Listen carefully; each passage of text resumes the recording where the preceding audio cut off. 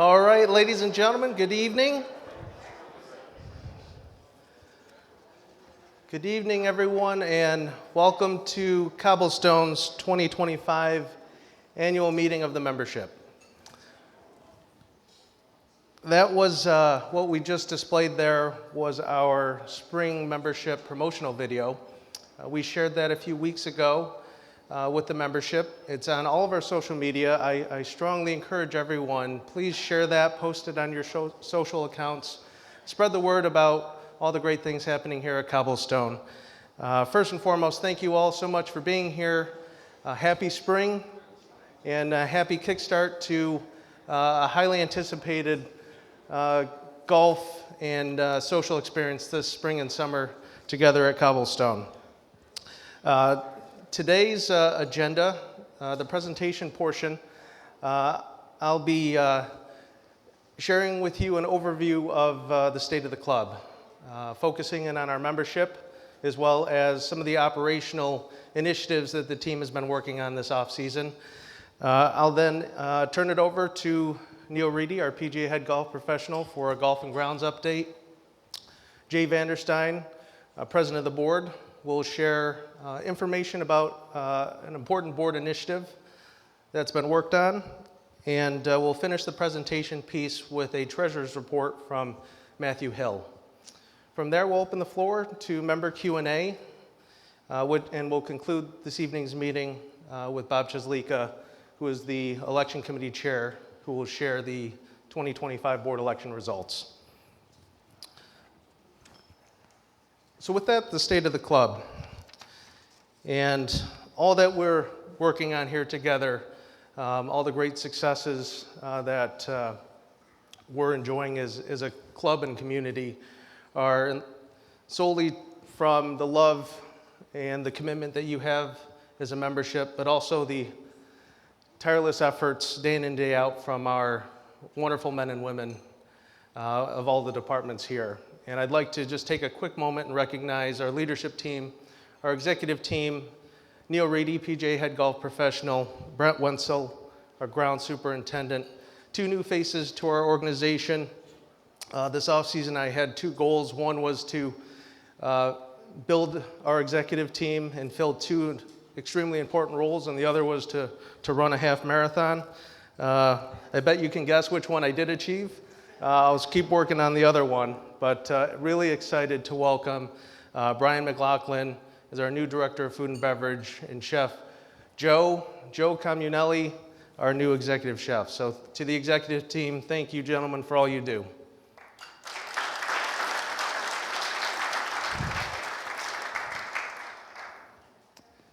And to our senior leadership team, Joshua Bernard, our director of facilities, Kevin Burr, our assistant superintendent, Jordan Crowley, our catering sales manager, Ben Halleck, our director of fitness, Jeff Janto, director of sports and recreation, Colleen Lukasik, our director of membership, marketing, and communications, Andrea Pomales, our accounting manager, and Holly Reynolds, our senior assistant PGA professional. To those individuals, thank you for all you do. I'm really excited for the membership to enjoy all that you've been working so hard this off-season on, so thank you.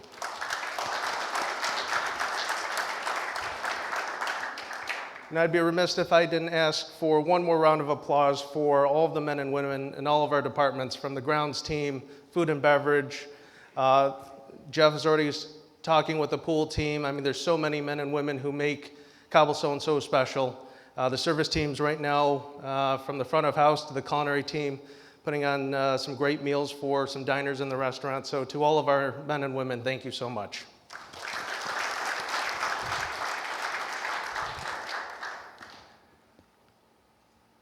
So getting right into our primary focus as a team and as a club, membership. And in March, we launched a spring initiative limited to 20 applications. And I'm happy to say we're halfway there. So we have 10 applications through this promotion. We have 10 more applications, and hopefully in the next few weeks, we'll meet that goal. So our membership promotion right now, for any golf membership, it's a initiation fee promotion. So any golf membership is a $2,000 initiation, and for social and sport membership, $750. Paired with that, new members receive a perks pack. Referring members also receive the same perks pack. For golf members, valued $1,000, social and sport about $500, includes complimentary rounds, dining, access to various events and programs throughout our club. A great offering from the moment a member joins the club to get involved and acclimated with all of our programs.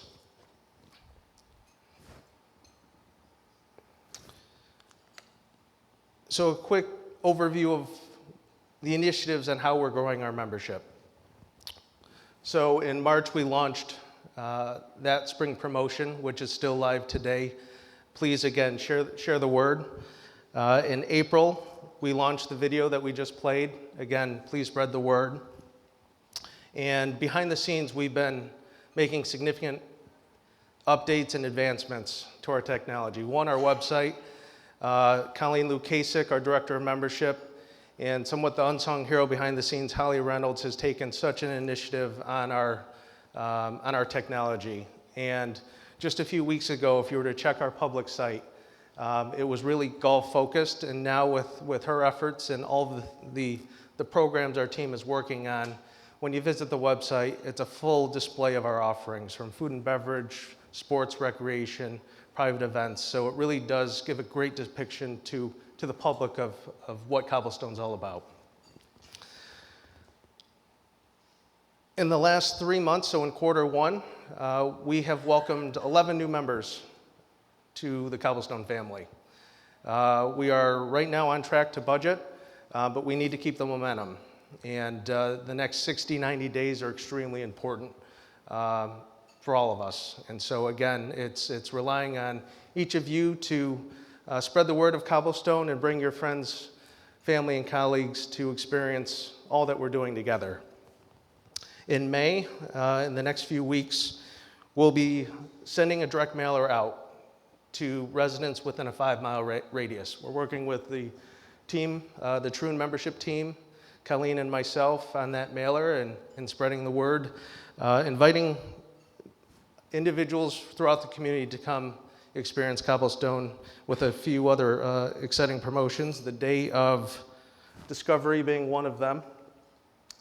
I'd like to highlight that on Thursday, May 8th. This is a really unique opportunity for all of our members to bring prospects to Cobblestone in a really fun environment. So book a tea time between 4 and 6 o'clock. It's a complimentary round, 9 holes. And then we invite you into the clubhouse where we will present a really nice cocktail reception and dinner party. So a really great offering, complimentary for members in a unique setting to really showcase what we're doing. So please mark that in your calendars. We will send additional communication over the next few days, but that's something we're really excited about. On May 1st, any member who's joined the club over the last 6 months has been invited to a new member reception. That was an initiative I brought up in February and something we're bringing to life. So new members, over the last 6 months, we welcome to meet fellow new members as well as meet the team, enjoy some of the great new culinary food from Chef and the beverages from Brian, Brina, and Jackie, and to just experience the culture and the warm social environment here. So that's on May 1st, and that'll be an initiative we'll continue throughout the season.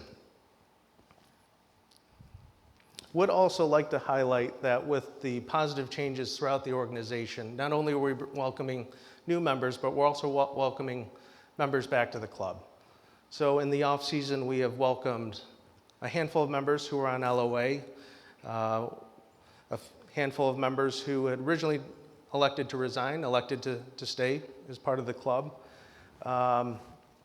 And that's really just great positive momentum as we go in the season. That really gives me a great feeling that the changes we're making are being a positive impact on your experience here. I would like to recognize these individuals, these special members, because of the 11 members we've welcomed to the club, 8 of them have been through member referral. So almost 80% of members who have joined the club this off-season were through our membership. And I would like to recognize one individual. Rick Spadarico has brought in 3 himself, and I think that's just the beginning. So thank you all for your support and helping us grow.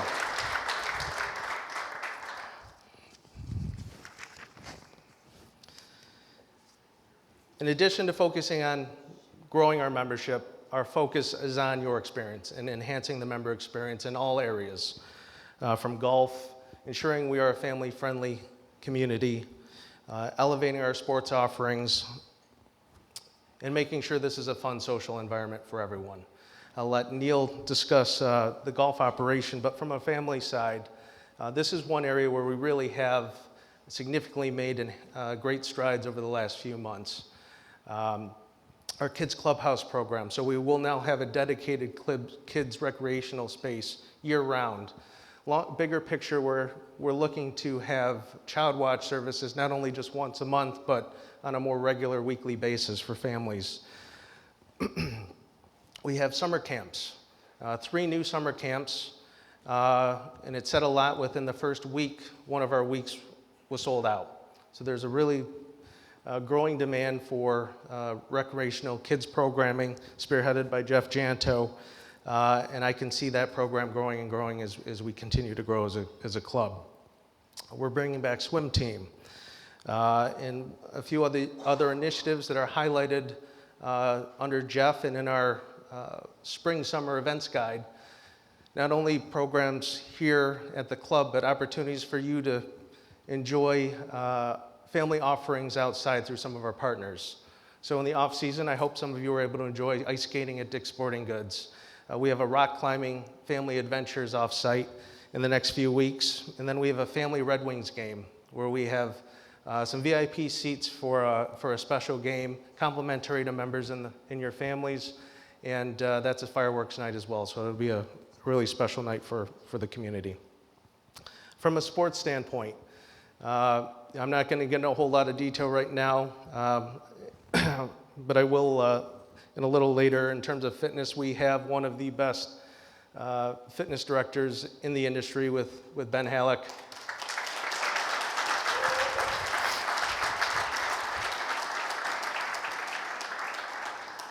We have a soon-to-be robust pickle program. So as of yesterday, next time you're down at Campus 2, happy to highlight that the windscreen is up.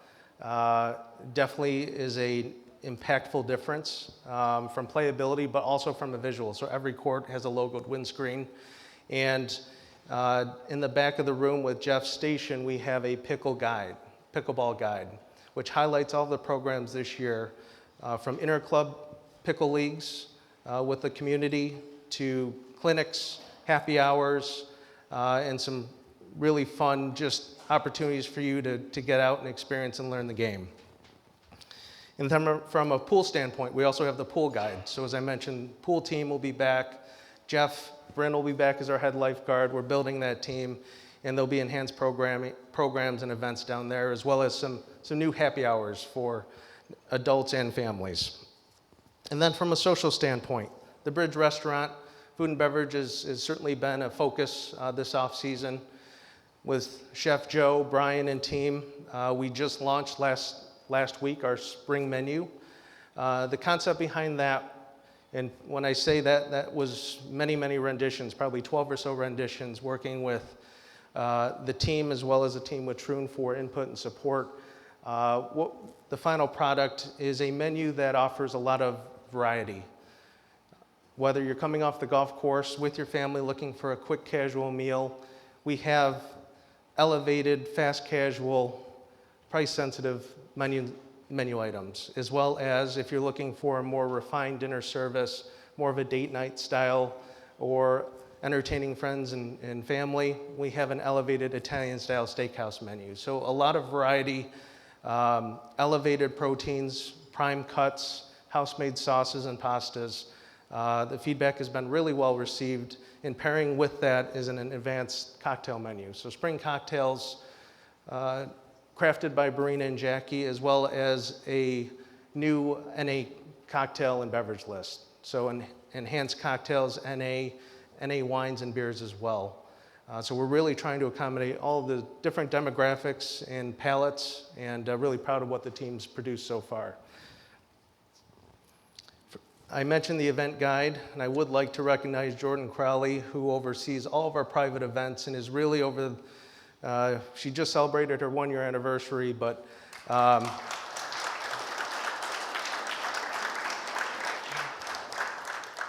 as well as booking private events from 6 weddings last year to 9 this year and already 5 next year in 2026. Without having Brian and a director of food and beverage, she really took on the role of overseeing all of our member club events. And so we launched in January the winter spring guide. Tonight we have copies of our spring summer guide. So an outlook of the next 4 months of social events, from happy hours to our red, white, and blue parties, our on-course wine dinners, and a lot of fun throughout the next 4 months highlighted in that guide. So that'll be communicated as well electronically, but there's copies in the back if you'd like to take one. With that, perfect time to have a little segment on our spring fling this Saturday. Encouraging everyone to bring your friends, families, celebrate Cobblestone. I promise you the team is going all out for this. This is going to be a really special just member celebration to the kickstart of the summer. We have Roses and Revolution. The entire ensemble will be here for music. Jordan has organized some great photo backdrops and decor. And when I tell you from a food and beverage standpoint, don't eat all day and come and just see Chef Joe and his team. From poke stations, carved tenderloin, suckling pigs, Peking duck. We have a room dedicated just for desserts. And to complement that, Breen and Jackie will be showcasing a spring cocktail bar, chocolate espresso martini bars. And from the first hour, from 6 to 7 on Saturday, we're going to celebrate and have a member open bar as well. So with that, I certainly hope you'll join us for a great celebration and kickstart to the season. And finally, in terms of the social aspect, we highlighted the offsite events.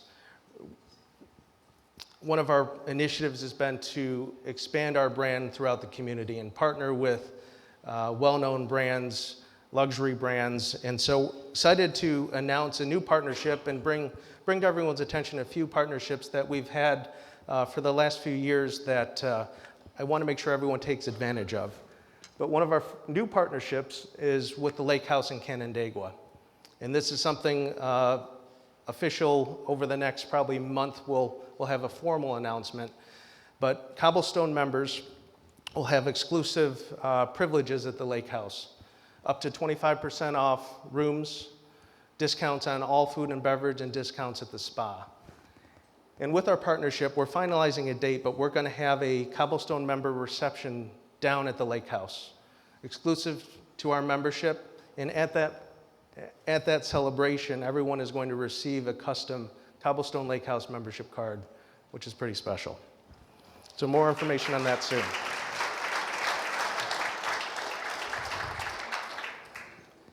We just finalized and updated our agreement with the Genesee Valley Club, the City Club, a Platinum Club of America in downtown Rochester. This partnership is active, and we'll follow up from today's meeting with more information electronically and on the website. But Cobblestone members have access to GVC year-round. In their formal dining room for breakfast, lunch, and dinner. In their upscale dining room, hopefully you get to see Gennaro. The ability to book private events, whether it's parties or celebrations or business meetings. And from a racket side, single squash year-round, and the ability to play on their platform tennis courts and indoor and outdoor tennis courts throughout their off-season. So more information on that will be shared, but that's a great partnership and the ability for you to really enjoy another club and their amenities downtown.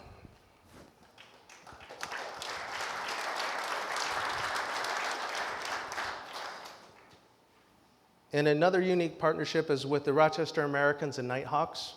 So we are the official private country club of the Rochester Americans and Nighthawks. And with that partnership and relationship, our members have access to season tickets. It's available first come.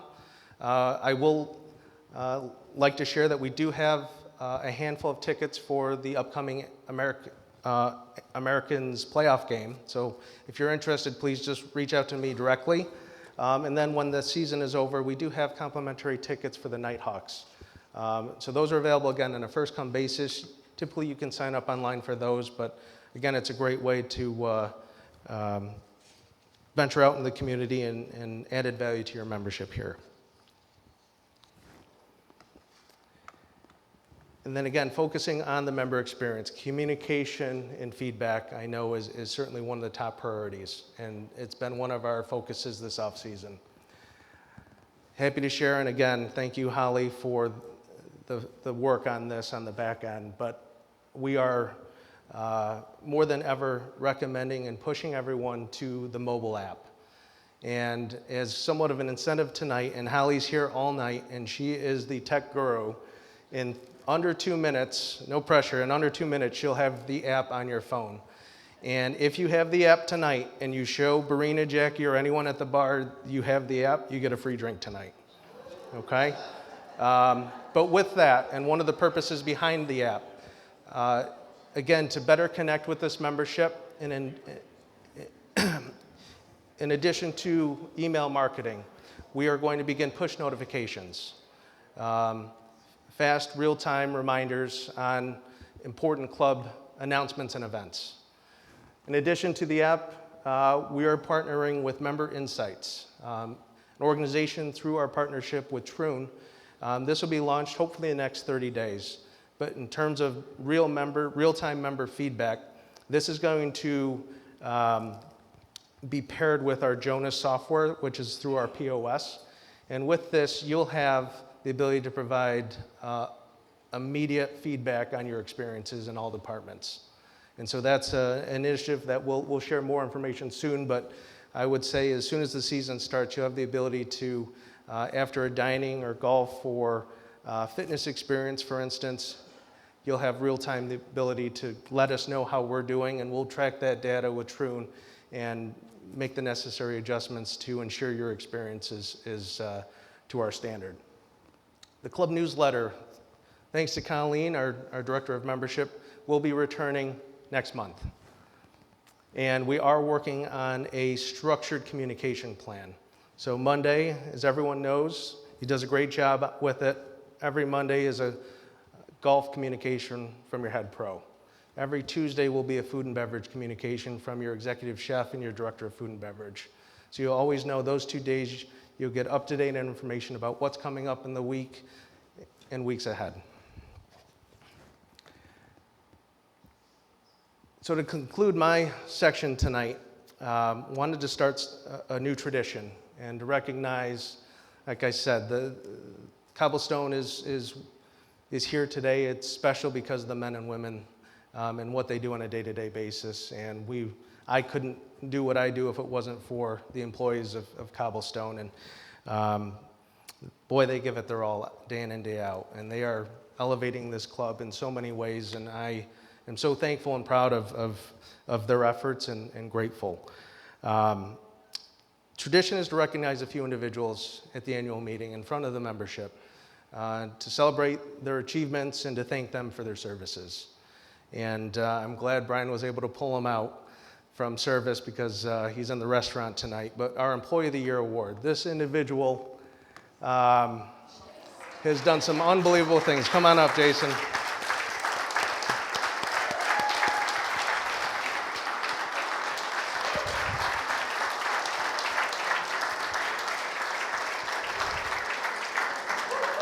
Congrats, man. Here we go. We'll take some photos at the end. Good job.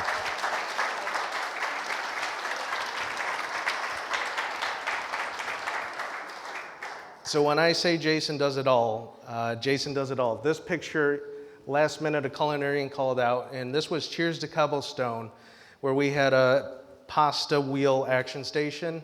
And Jason, can you shave some truffle and Parmesan and run it for us? Of course, boss. Of course. The video, the Asian dragon in our sushi room, that was Jason. He's worn elf costumes. He's done it all with a smile on his face and the best energy and attitude that we have here. So Jason, thank you for everything.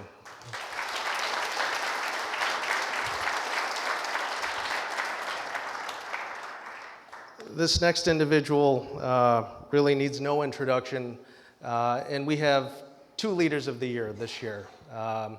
They're two very special individuals, and we couldn't just pick one. And so we're honoring two leaders who represent Cobblestone and what we're all about. This individual, again, the energy, his energy gets the team fired up. He's always coming in with ideas of how we can improve.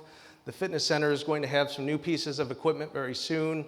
He's always looking to expand programming. He's going to be helping with our kids' camps and some of those programs. And what he does for all of you in the fitness center, you know, the personal service, attending to all your needs. He's even gotten me in there one time for 30 minutes. I mean, it's impressive what he does. And I encourage you, if you haven't spent time with Ben Halleck, book a 30-minute session, get to know him, because he is a one-of-a-kind fitness director. Ben.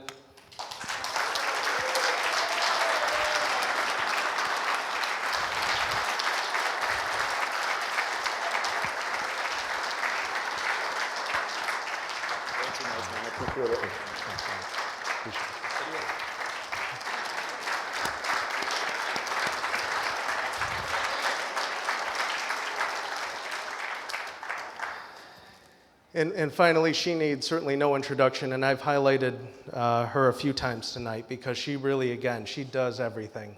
This offseason, in addition to building the team with Neil for another outstanding golf experience for you this season, I mean, she has done so much. As we were searching for a director of membership, she was the go-to for 3 months, 4 months.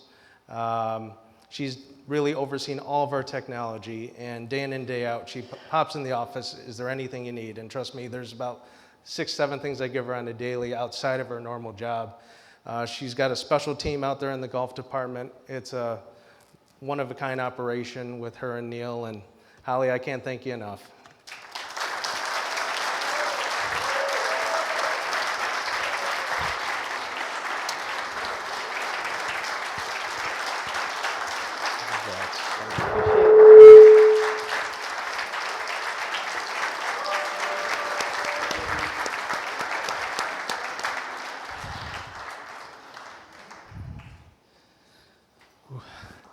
And last but not least, it's my pleasure to now introduce our PGA head golf professional for a grounds and golf update.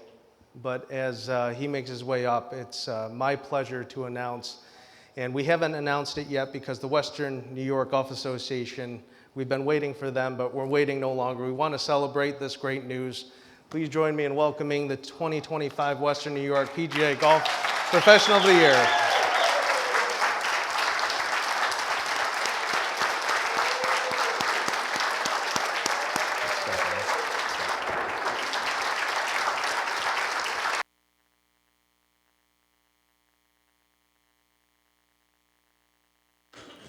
Thank you so much, Joel, and thank you so much to everyone. I greatly, greatly appreciate it. I will be very quick for you tonight. Golf and grounds update. I did ask Brent to come up here, but he told me no, so I'm here by myself. It's fantastic. He is here tonight, though. So, okay, real quick. So we have a fantastic staff. As Joel said, Holly is now entering her 6th season at Cobblestone. She basically runs everything now. I just try to stay out of her way as best as I possibly can. This is kind of funny. She celebrated her 1-year anniversary earlier this month. She went down to Florida with her beautiful wife, Megan, and she was gone for about 4 or 5 days. Wasn't really that big a deal. There's just snow on the ground. We're fine. She sent an email to myself and Hunter and Josh, which was about 3 pages long, of what we're supposed to do while she's away. And, you know, it's really funny because I've been doing this longer than she's born. However, she thinks I can't handle it while she's gone for 4 or 5 days. And on the side, I sent to Hunter and Josh on a not copying Holly. I said, guys, this is kind of funny, right? She thinks, we got to make sure we kill it while she's gone. And Josh replied all and threw me under the bus on it. It was so bad. It was unbelievable. Like, come on, dude, what a rookie mistake that is. But Holly, I love you. You're the greatest. Thank you. Hunter Burry, if you haven't met Hunter yet, Hunter's coming to us from Monroe Golf Club. Hunter has been a tremendous asset to the staff already. He's already dove in. You'll meet him once, and he will know your name the next time you meet him. He has been fantastic. He's killing it for us. He had a family obligation this evening, but he is going to be a tremendous asset for us this season. And lastly, Josh Radler. Josh is now in his second season. He graduates from St. Bonaventure this spring and will be with us full-time through the summer months. Josh is very excited to enter this PGA certification, so along with Josh and Hunter and Holly, we have 12 returning outside staff members and 12 more new young men and women that are going to be just working their hardest to provide you with a great golf experience outside. So anything you need from any of us, we're obviously always here for you. A couple season highlights. So NCAA Division III Championship. The entire team has been working really, really hard on this event. It's coming up May 18th to the 21st. It's going to be a tremendous opportunity to showcase Cobblestone. We have some wonderful players coming in. We encourage you to be a part of it. Come spectate. There are some great players in the preview event in the fall. 17 under par won the event. So these kids can play. There's some great, great golf that's going to be played. Our RDGA Men's District Championship is July 30th through August 2nd. And our RDGA Junior Championship is August 20th to 21. So we got some very, very cool things happening at the club. The great thing about all these events, along with our wonderful member events, thanks to Brent, there is no construction on the golf course this year. It's wonderful. It's a great thing. We love it. It's fantastic. So we won't have to worry about equipment out there. So Brent and his team can focus on just giving you fantastic golf experience, great conditions out there, instead of just watering sod 12 hours a day. So we're very, very excited about that. The golf course is fantastic coming out of the winter. We had that. I know our winter wasn't great, but that blanket of snow actually is wonderful for the golf course. If you haven't had a chance to play yet, it is tremendous out there already. All of our spring greens maintenance is complete. We had our simple dimple overseeding. We had our deep tine aerification, so we are done with our greens maintenance. Going forward, every couple of weeks, we'll do a mini tine just to keep the turf conditions healthy, but the greens are going to be fantastic for the season for you. We hydro-seeded the area that we fixed by number 18 pond and coming across here on number 9. That was done today. That'll grow in very, very quickly, I'm sure, Brent. I'm talking your language right now for you. You love that. So that should come in. The area that's between what we hydro-seeded and the first tee is not quite ready to prep yet. It's still kind of soft from the spoilage, they call it, from the pond. So as soon as that firms up, we'll get in there and get that graded and overseeded. Our men's and women's opening days start next week. Women's on Wednesday, men's on Friday. We're going to have fantastic weather for both of those events. I think women's open day has been rained out every year that I've been here, but we're really hopeful it's not going to be this year. We're going to play some golf on women's opening day before we have our women's opening dinner on Wednesday night. Men's and women's President's Cup and Cobblestone Cups, the deadline to register is Sunday. Make sure you sign up on 4Ts for those. Men's league starts on May 6th. Women's league starts on May 7th. We're really excited for a fantastic season, and as I will share with my staff and I'll share with you, my mentor and former boss, Craig Harmon, said, without the members, I don't have a job. So whatever you need, we are here for you. We greatly appreciate all of you and looking forward to a wonderful season. Thank you so much.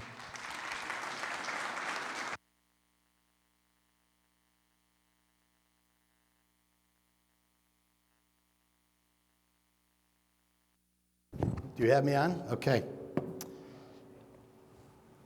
I don't know if this is a good time right now, but if anybody wants to get a cocktail real quick before the next couple of presentations, it would be a good time. But I want to kind of piggyback off of what Joel has said in the past. I'm going to kind of deviate off of what is on the screen right now. Our staff here at Cobblestone, I travel a lot. I see a lot of great clubs. I see a lot of great staff members there. And I would say that our staff stands up to the best clubs in the country that I've been to. So again, I would love to have a round of applause to our staff. But more importantly, I think, as I look around the room, we had 120 members at the last meeting when the end of February, and it looks like we're about halfway there tonight. I think most importantly that you in the room deserve a lot of credit, because I look around the room and I see past presidents and committee members and board members, and I've, in the last few years that I've been on the board, I've had several members just call me up and say, hey Jay, listen, is there anything I can do for you? Is there anything you need from me? Every time I ask a member an opinion and or for help, they are more than willing to stand up and serve on a committee or answer a question or do some of the dirty work that nobody wants to do. So I think the membership deserves a really a round of applause for yourselves too. And thank you, thank you, thank you. Tonight I have a little quick presentation, but before I get started on that same note, Brian Keenan, Jim Barbado, Tom Fountain, Tommy Dow, Rick Spadarico, they were all very instrumental and did most of the work on what I'm going to present tonight. And tonight what we're going to talk about is that property sale on the right-hand side of 15, and what the next steps that we need to do and what we need to accomplish to get that moving forward and actually, completing that process by the end of the year. First thing is we need to get a member, and this is per the bylaws, we need to get membership approval. So we need to send out an email that it's going to be like SurveyMonkey, and you vote on and the entire membership has to vote on it. Secondly, we will, once we get that approval, which I'm pretty confident that we will, we'll engage BME to complete the engineering and the creation of the lots, doing the applications through the town of Victor and all through the approval process on our behalf.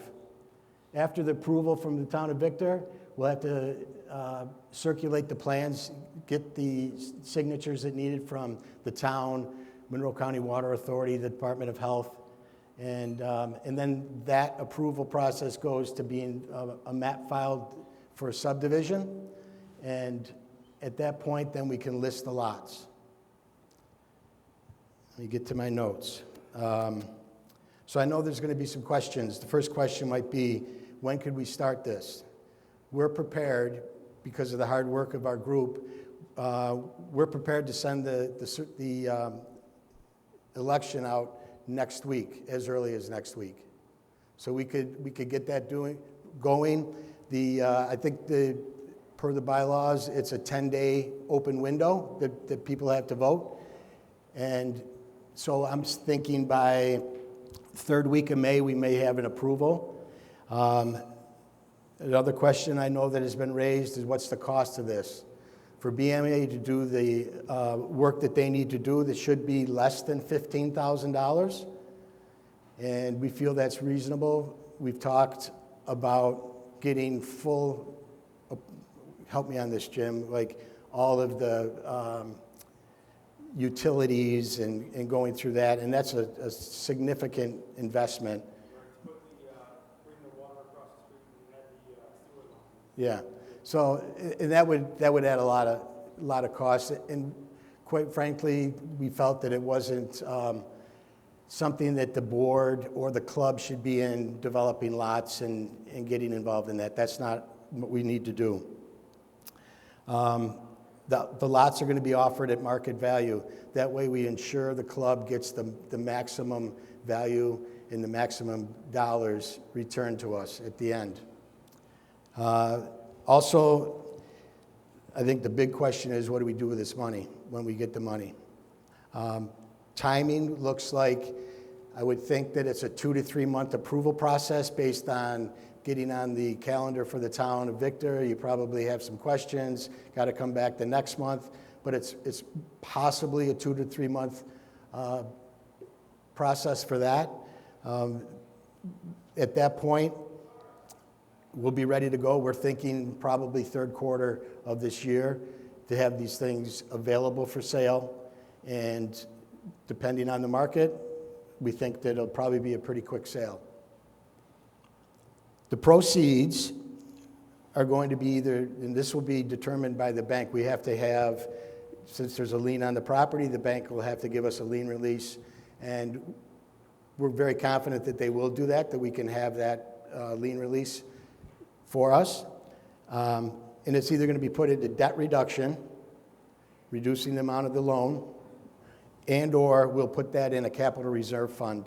And at that time, the board will be able to come back to the membership with specific recommendations on how that money should be spent on capital projects, whether it's windows or kitchen equipment or things of that nature. But we want to make sure that that money that we have for capital improvements gives us the greatest impact on the membership experience and the ability to acquire more members. So it's got to be a good investment on our experience in attaining new members. So that's what I have for you tonight. If there's any questions, I can answer them now, or you can wait until at the end of the evening. Yes? I'm familiar with zoning law for town of Pittsburgh, and I just question, is there any environmental issues you can see right there? Environmental impact? We haven't done a phase two. Actually, Jim and I, at the end of last summer, I think it was, probably sat down with the town of Victor, explained to them what we were trying to accomplish, and it wasn't an approval, but they were understanding it and kind of yes. Yep. Yes, Terry. Do you have to resurvey the whole club, No. the whole property? No, it would just be that. Will they be approved building lots? Yes. Right. I'm sorry, I didn't. So they'll be approved, supposed to repeat the question, approved building. Will they be approved building lots? So this is what we're talking about right here. This parcel right here, and then putting the division in half of that so that there would be two lots. Possibly the potential is somebody comes in and buys both of them, but we're going to have two approved building lots.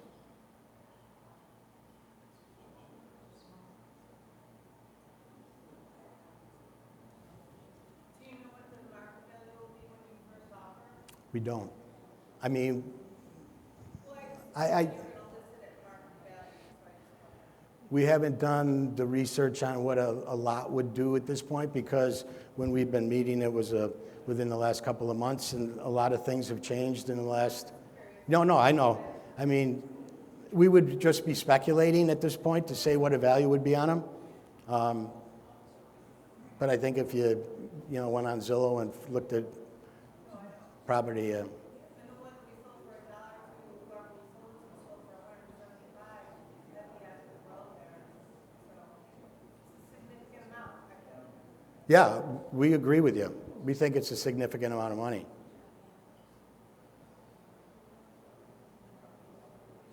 Anything else? Questions? Good, everybody? I'm going to introduce Matt Hill. He's going to give the treasurer's report now. So you had your chance to have a drink. Let's go, Matt. Thank you. Thank you.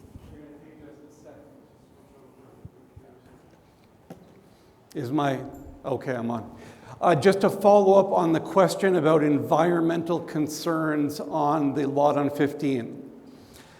Is an errant tee shot to the right an environmental concern?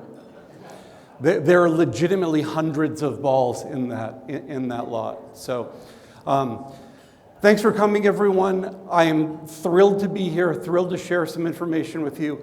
I believe that what I'm going to walk through over the course of the next 15, 20 minutes is likely the most comprehensive financial update the club has ever had. Going to walk through where we've been, walk through where we're going. I will look at our cash position, do a quick follow-up on the capital project. We'll walk through the 3 separate ledgers that make up the club's financial framework for success. And lastly, I've gotten a lot of questions, and most of this presentation is based on the questions that I've gotten from members. I'll answer some specific details about the management agreement that we signed with Troon. So we start with the cash position. In September of 2022, the club was in a tough spot. We had just over $100,000 in the bank, okay, $100,000 in operating cash. But what we were asking that operating cash to do is $38,000 of that was earmarked towards sales tax and event deposits. We had $175,000 of that $100,000 earmarked to member prepaid dues. We had accounts payable of $575,000, and our line of credit balance was $281,000 for a negative net cash position of negative $966,000. This is not awesome. This is a tough spot to be. This spot creates operational challenges, right? When you're walking in every day and saying, I've got negative $1 million in cash, how am I running my operation, right? The club was, in September of 2022, picking and choosing which vendors got paid. We have $575,000 in accounts payable. You're picking and choosing how you're paying, and you're not paying more than you're paying.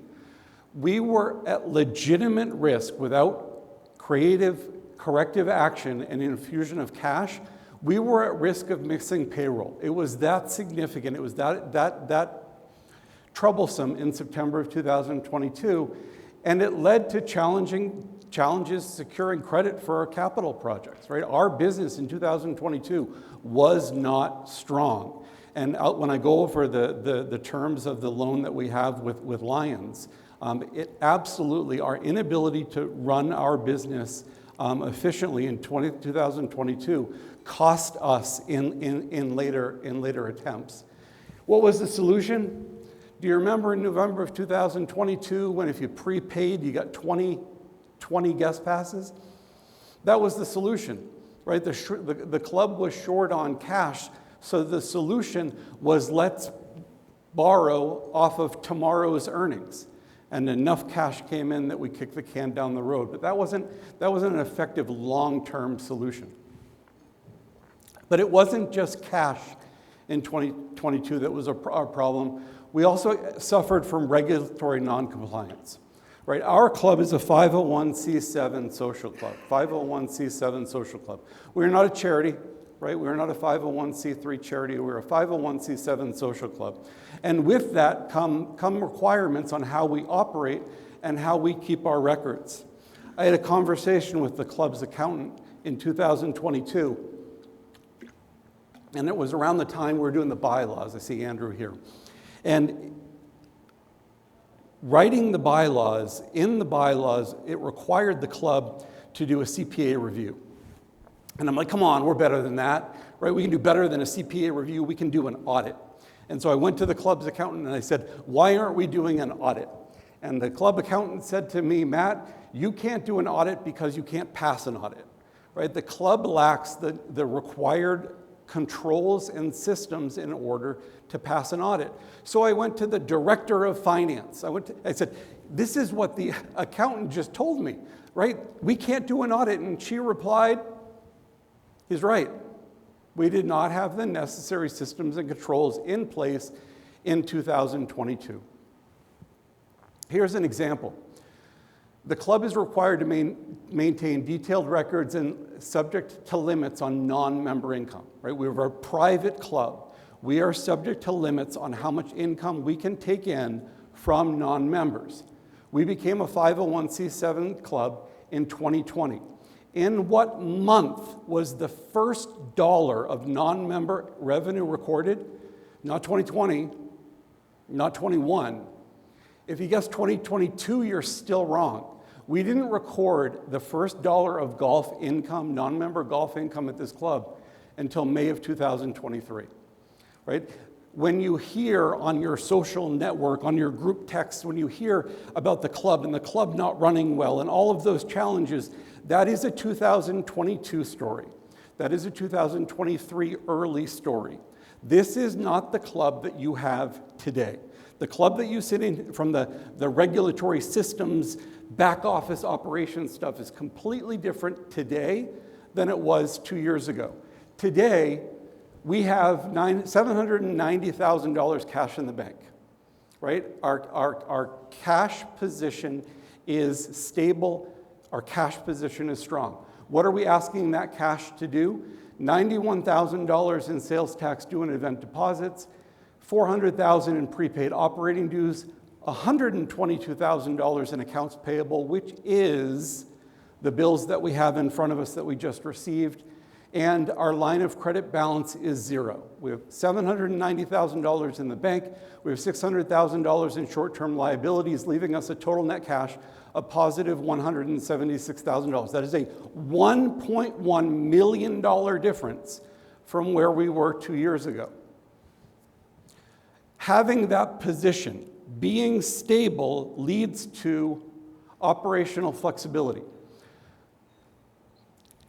We do a lot of business with JFS, and John Irish is a great member. And in 2022, John Irish went to a member of the staff and said, this is embarrassing to have to ask, but can you get the club to pay me? I saw John Irish last week, and he was coming in, he was getting a bill for some equipment that we had. And he said to Andrea, he said, here's the bill, you can pay me half now, you can pay me half in January. So what the hell would we do that for? Why aren't we paying cash today? So John Irish handed a bill, Andrea cut him a check within days. That's how we pay our bills now.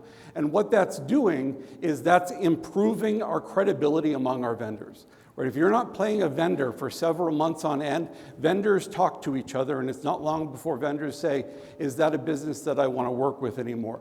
Prepaid dues are appreciated, but prepaid dues are not necessary, right? We offered 20 guest passes in November of 2022.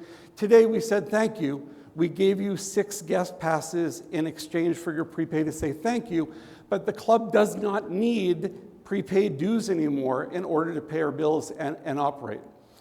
In addition, when you operate sound, when you have a structure and discipline in your finances, you aren't subject to onerous collateral requirements. So I'm going to give you an example, but it's a tricky one to follow. We have equipment on the golf course, the lawnmowers. We lease that through DLL. Our DLL lease from 2020, 2021, brand new club, right? Brand new club, no credit history.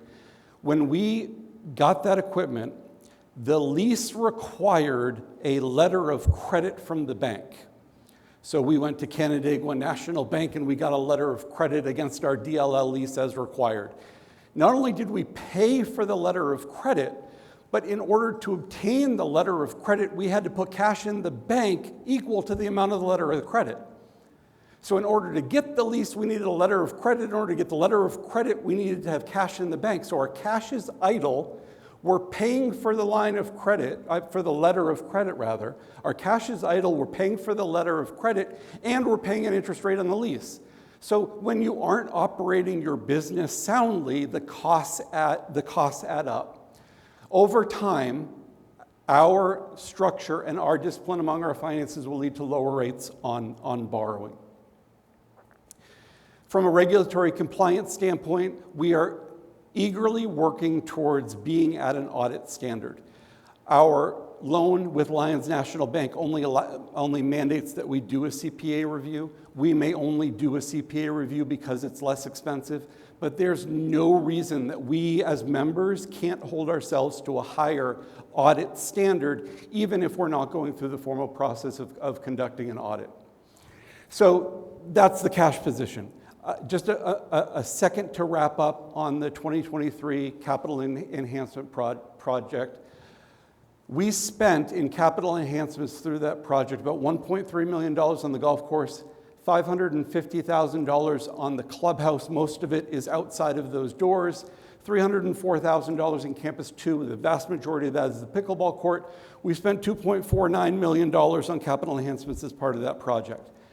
Our funding, we funded it, there was $1.915 million net after the construction loan. The difference is closing costs, right? So when we determined what funding that we had, we backed out closing costs.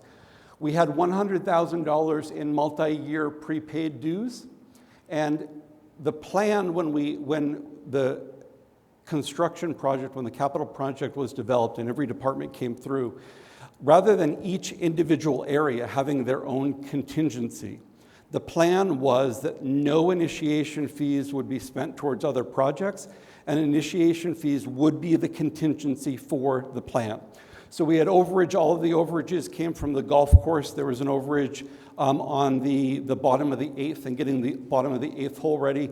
And then Dr. Hertzen left a couple sand traps out of his initial plan. So those were the two items that drove being over.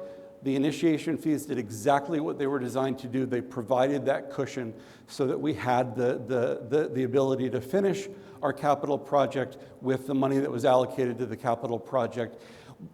One of the feedback I got when we were trying to raise prepaid capital dues is, how do I know, right? How do I know when I give prepaid capital dues that none of that money is going to operating? Not $1 earmarked for the capital enhancement project went towards operating. Every dollar that was earmarked for capital went to capital. That's a wrap of that. Now I want to walk you through our framework for financial success. This is a program that we implemented a couple years ago. It is a cash in, cash out system. Don't have to worry about accounting, don't have to worry about what we're accruing, what we're depreciating. This is 3 separate ledgers of cash in, cash out. The first one is debt payments and capital maintenance. There are 3 reasons that clubs get in trouble with debt, right? It's almost cliche, it's so popular. The first reason clubs get in trouble with debt is that they use debt to fund operations. Right? We need to never be in the business of using borrowed money to fund operations. The second reason is that clubs fail to have a dedicated revenue stream for paying liability payments. This is part of the problem with accrual accounting, is that you look on your statement of revenue expenses and you look at your income and you look at your expenses, and nowhere is loan payments. That's why we have a separate ledger. That's why we have a dedicated income stream. And then the third reason, this one's a little bit trickier, is extending the duration of the payments beyond the useful life of the expenditure. If we have a capital improvement and it lasts 10 years, but we finance it for 20 and 30 years, we end up having to pay for something that we're not using anymore. When we have a 10-year capital item and we pay for it on 30 and we refinance, then we're refinancing zombie debt, right? And those are the 3 reasons that clubs get in trouble, and that's what we have to be careful of. We have an earmarked dues stream. Our earmarked dues stream are our monthly capital dues. Those are earmarked directly towards our debt payments. Here are our capital loans. The club right now has a $4 million mortgage from Lions National Bank. I'll go in more detail in that in a moment. The club has an $80,000 pump station loan from 5 Star. That is about a $3,000 a month payment. Part of the loan, part of the terms of the loan is we're required to keep an account at that bank, and then they pull the money automatically for that loan out of that account. And then lastly, we have a $10,000 truck loan from GM Financial. I'm going to talk about personal guarantees with the Lions loan in a minute.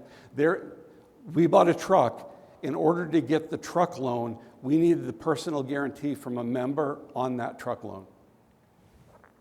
In addition, when available, capital maintenance and obligatory capital items in the budget process can also fall in this ledger. In 2024, examples included cart path repairs, Jonas software setup, computers, pool filter, heat lamps, and restaurant china. There is, in 2025, there's no capital maintenance items in the capital maintenance budget. Okay, I said I'd give you more details on the $4 million loan from Lions. No personal guarantees. It's weird, right, that I put no personal guarantees as number 1, but it's really important. We had, in the beginning of the capital project process, there was a commitment from Five Star Bank that Five Star Bank was going to fund our capital project. And then you might remember the initials SVB, right? Silicon Valley Bank in California. Right around the time that we started looking to fund our capital enhancement project, banks started having a little bit of problems with their balance sheets.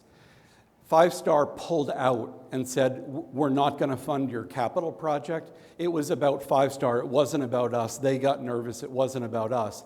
But now we were left trying to find a bank. I did this at Penfield for a number of years before I came here. I had a great relationship with Bank of America. So I went and I met with Bank of America, and there are members here that have accounts at Genesee Valley Bank, and they talk to Genesee Valley Bank, and we were kind of doing that parallel. And the Genesee Valley Bank said, well, we'll finance you, but in order to finance you, we're going to look for some personal guarantees. And I was going to Bank of America, and I was pretty comfortable with Bank of America, and Bank of America said, no, Matt, we don't need any personal guarantees. So we continued to go through on those two different parallel paths, me with Bank of America and some other folks with Genesee Valley. And then I'll remember it forever. I'm in the parking lot of Target, and the phone rang, and it was my friend Steve Barry from Bank of America. And Bank of America likes the country club business. They came in, they met Jay, right? They fell in love with the club because they met Jay, right? Everybody that meets Jay falls in love with the club. And when I answered the phone, his tone of voice immediately set me off that there was a problem. And I said, Steve, I really don't like your tone of voice. And he says, Matt, I'm afraid to tell you, but the underwriting team looked at your finances, and they really don't want to move forward with a loan. Like, okay, so what do you mean? Like a lower limit, and we got to do lower construction or collateral or this? No, Matt, there's no circumstance where Bank of America wants the loan. And it really hit me in the gut, and it goes back to that cash position, that if you aren't running your business on a normal, everyday, structured, disciplined level, then it hurts you elsewhere. So now we had these two banks, and one of them was Bank of America, and one of them was Genesee Valley, and Bank of America is out. So what we're left with is Genesee Valley Bank. And Genesee Valley Bank wants personal guarantees. So we had 5 members who truly loved this club, who put their own personal balance sheet up against a loan at Genesee Valley Bank. I mean, imagine that. How much do you love this club? Do you love this club enough to say, I will personally be responsible for a construction loan? Most of you are going to say, no way. Right? We only raised $100,000 in multi-year prepaid dues. And if it wasn't, you're going to use the money for operating, it was the, I don't know if you're going to be a club in 5 years. But we had 5 members who went through underwriting, who put out their personal information to Genesee Valley so that the club could get a loan. But that creates problems, right? If we had a loan and that loan had personal guarantees, is it fair that those members would have a little bit more of a say in how the club is run? If I had a personal guarantee, I would. So that was the path that we were on, and it wasn't a great path. It was, how are we going to present this to the members? How are we going to go back to the members and say, yeah, we got financing, but 5 members have a guarantee about it? And then Jay got an email from a passionate member, and it said, hey, I just talked to Lions Bank. You guys got to talk to Lions. And so Jay came to me and said, I got this letter. Do you think that we should check it out? I'm like, yeah, Jay, I don't know. Man, we are, like a week away from finalizing with GVB. And Jay did what you would expect Jay to do, and he said, Matt, he said, we owe it to the members to do everything that we can. And so I picked it up, and I went and I talked to the folks at Lions. And the folks at Lions are fantastic to work with. They like this club. They want to see us succeed. They gave us the loan that we were looking for. No personal guarantees. They gave it based on our passion for our club and our commitment to operate in a financially prudent manner. That's how we got a loan with no guarantees. Our loan is 70% loan to value, right? We had an appraisal done in the club. The appraisal came back at, you can do the math, $5.7 million to a 70% loan to value, $4 million loan. It is a 10-year loan with a 25-year amortization, right? So we pay as if it's a 25-year mortgage, but it's only good for 10 years. At the end of the 10 years, we either have to come up with a lump sum or reasonably what we're going to do is refinance. But remember what I just said about clubs get in trouble because they extend the loan past the useful life, right? This 25-year amortization is just enough rope to hang ourselves with. So we've got it. We're paying at the 25-year rate, but in the back of our head is we think we've got to grow this membership. Paying this loan over 25 years is probably not the best way for the club to handle it. Ideally, we're paying it on a faster, more aggressive scale than 25 years. The loan has a 7.64% interest rate fixed for 3 years. At the end of 3 years, there'll be another reset cycle. When you look at interest rates today, 7.64% on a country club that's brand new doesn't really look that shabby. Mortgage rates are higher than that. They're higher than that today. But the mortgage does contain a provision. It's a very common provision among business loans. It's a debt service coverage ratio. And we are required every single year to meet our debt service coverage ratio. There's a formula. As a nonprofit, it's based on our net assets, which is the assets minus liabilities. But essentially, our deal with our loan, the only bank that would give us a loan with no personal guarantees, is, hey, guys, we'll give you the loan. We'll give you no personal guarantees. All you have to do is break even every year on a cash flow basis. Right? The reason that we look at our finances with the three ledgers, cash in, cash out, it ties to our loan. We have to, every single year with our loan, cash in, cash out, we have to break even. A very, very common covenant among business loans. And when you look in our industry, it's actually a little bit generous for us in our inventory, in our industry rather. Our 2025 debt payment and capital maintenance budget, total capital dues revenues are budgeted for $451,000. Total loan payments this year are going to be $417,000. That's every payment on all of the loans that we have, for a surplus of $33,564. I mentioned that there were no capital maintenance items budgeted. If this surplus comes in, I'm sure that there are things that are going to break. Things break on us every single year. So some of that might get used to that, but there's no capital maintenance items budgeted. Second ledger is the initiation fees and capital reserve fund. Revenue into this fund, initiation fees and property sale proceeds. Jay already mentioned that our plan, pending the bank's lien release, is we will, if they force us, if they make us pay down our principal, we'll pay down their principal. If they say you can use that towards capital purchases, that cannot use it for operating. If they allow us to use it for capital improvements to either grow the membership or enhance the membership experience, it's going to go into the capital fund. That's our sources of income. We do not use initiation fees to subsidize operating, right? It's not best practice, and it's part of our bank covenant that we're going to break even on every single one of the ledgers, including using initiation fees for capital. Our expenses are larger capital projects. Best practice initiation fees should not be committed until received. Another way clubs get in trouble is they say, we're going to bring in 50 new members this year. Those 50 new members are all going to pay $10,000. We've got $500,000 in a bucket. Let's race out and spend it.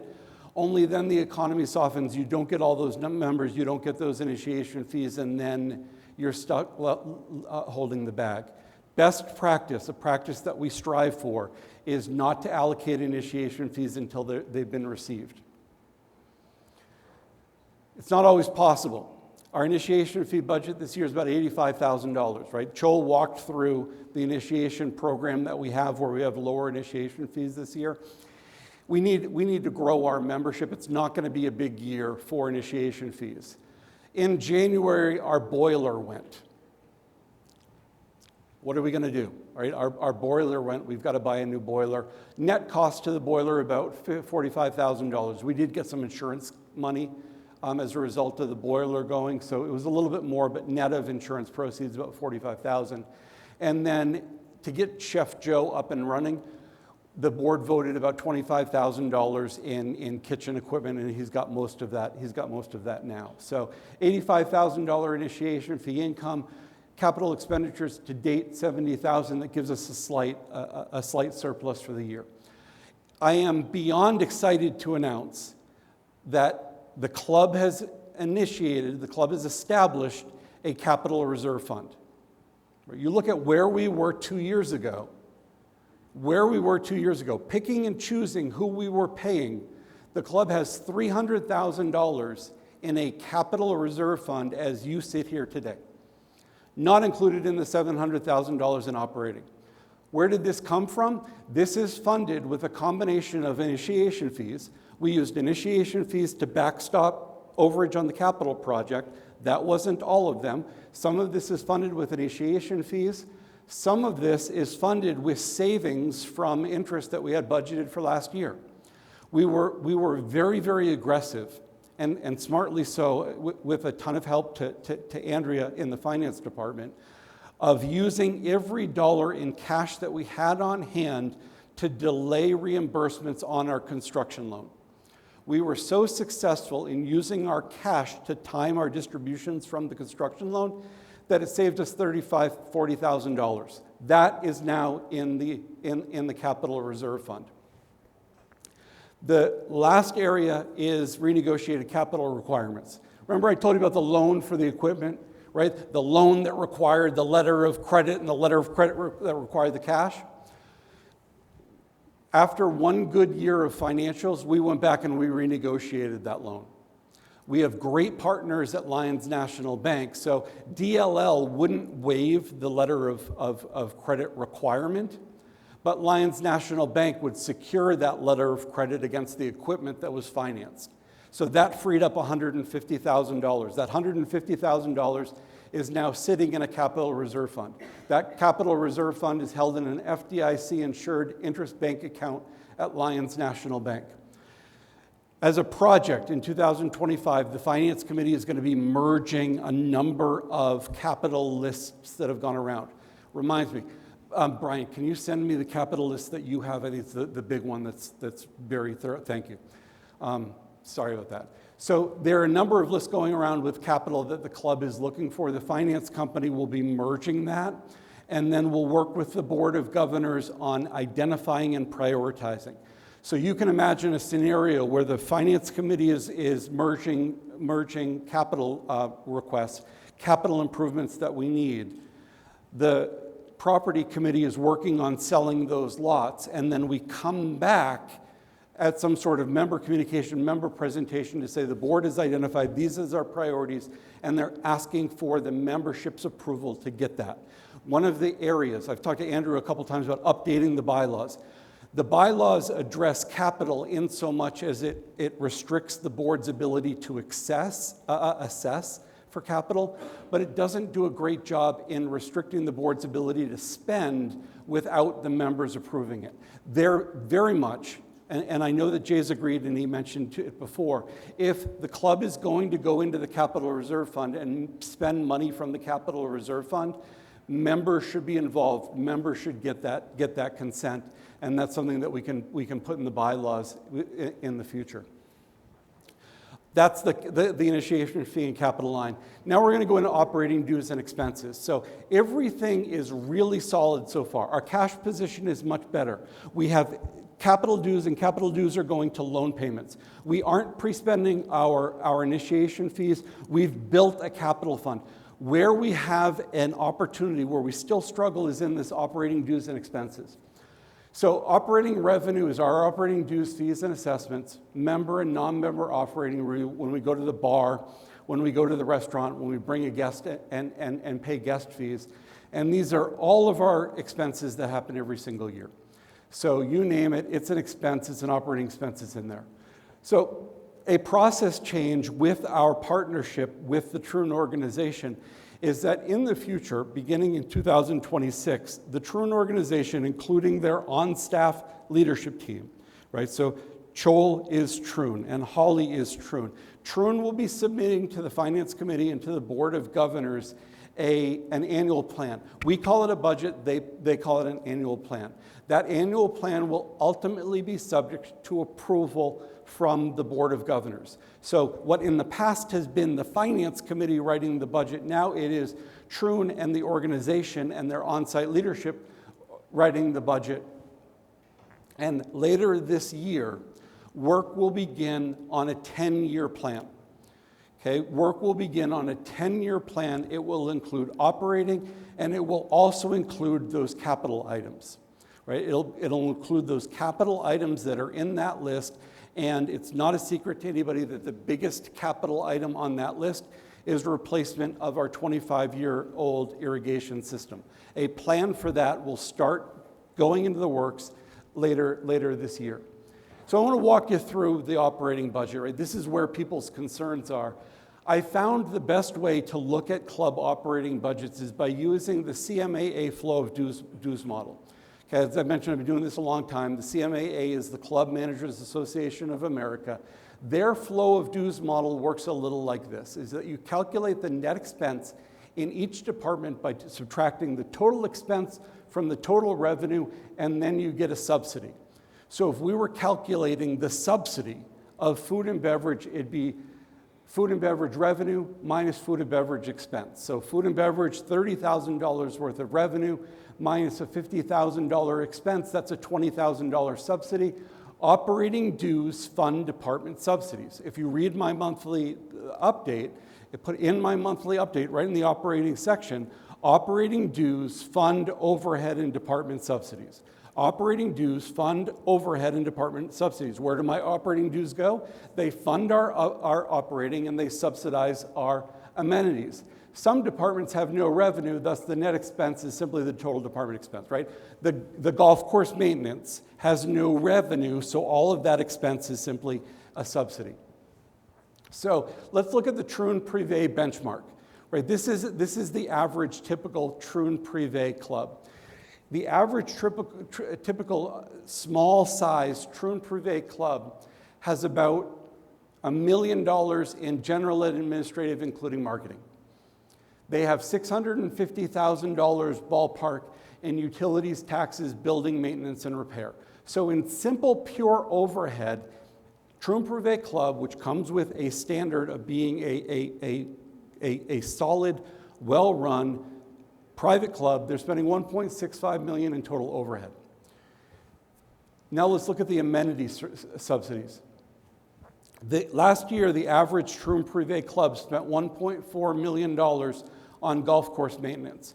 $1.4 million, it's expensive to run a golf course. $1.4 million. We did club benchmarking in 2022.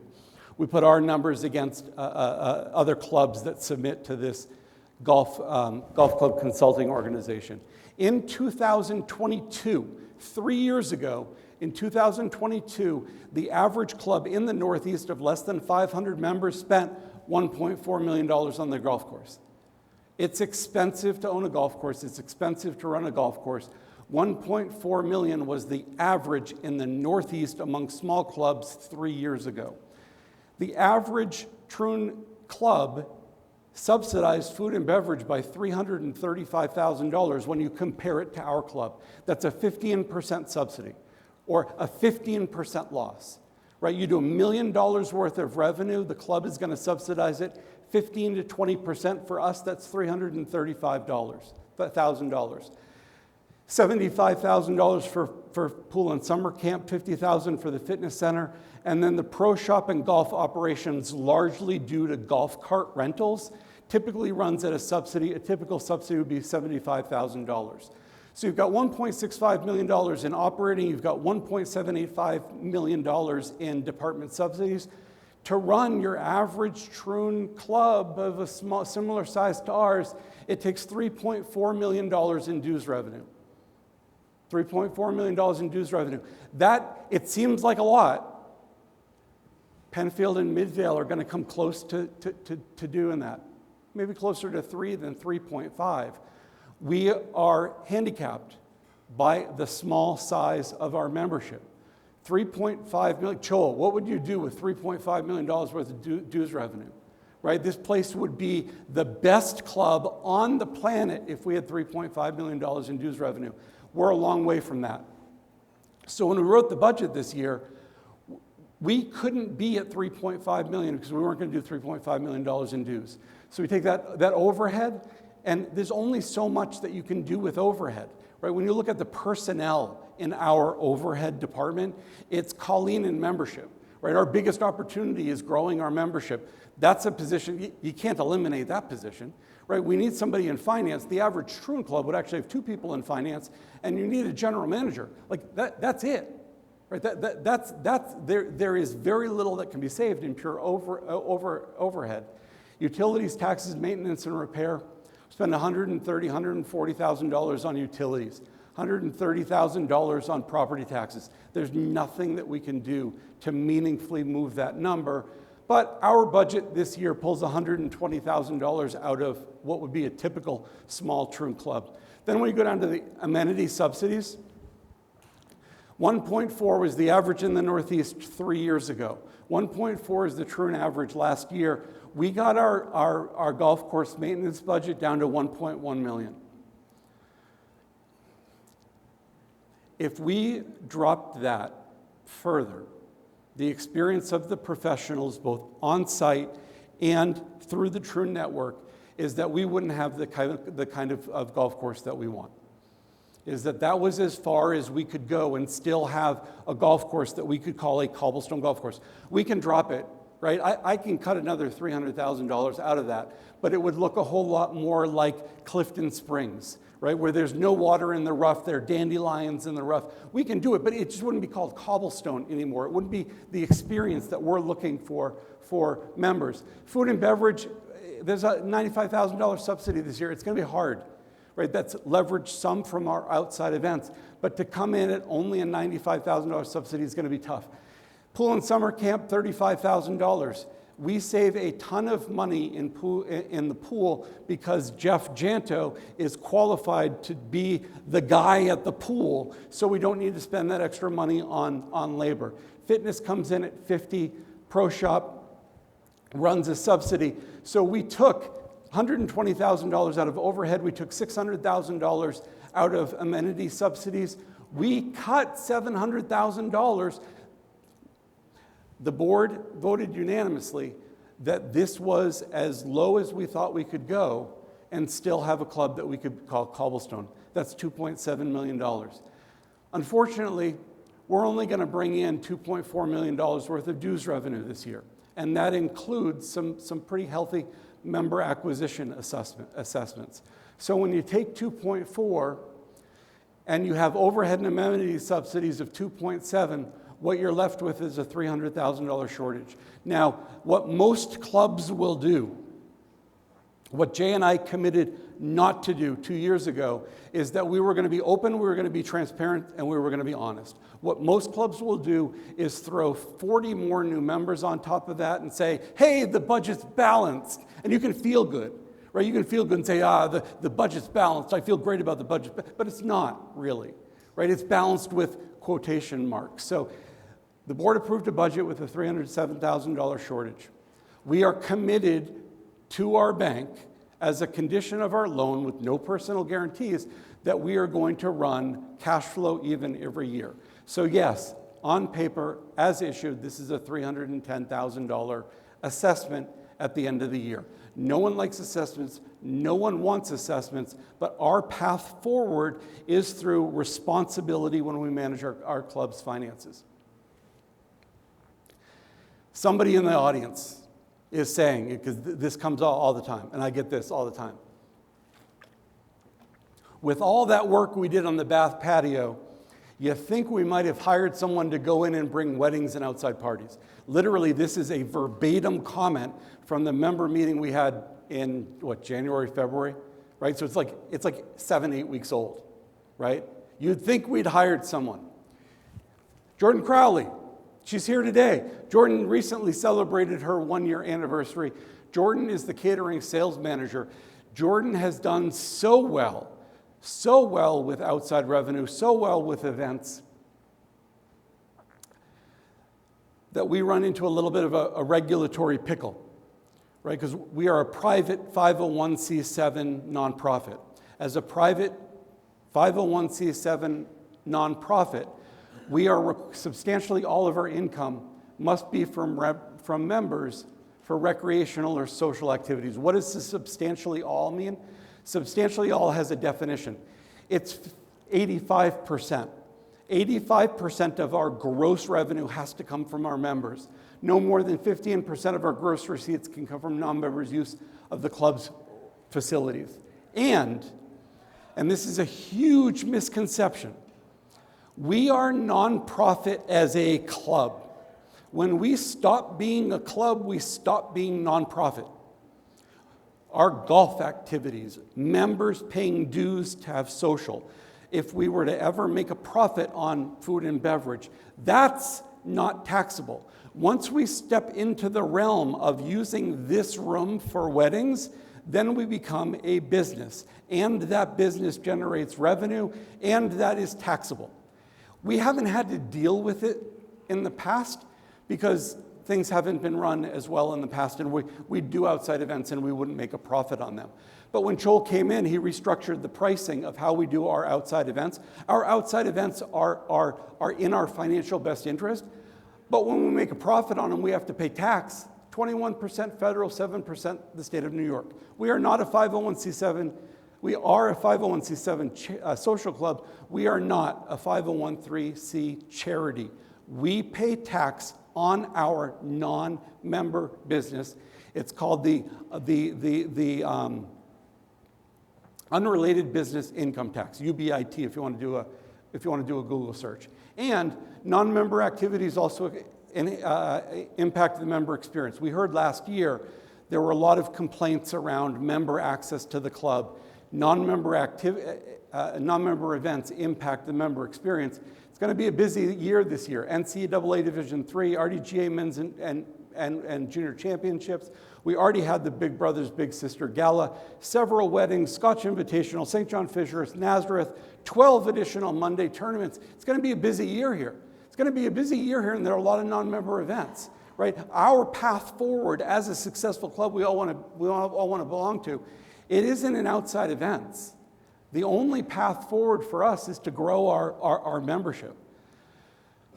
If you look at the picture, sometimes this is kind of how members might feel, right, about the club and how it operates.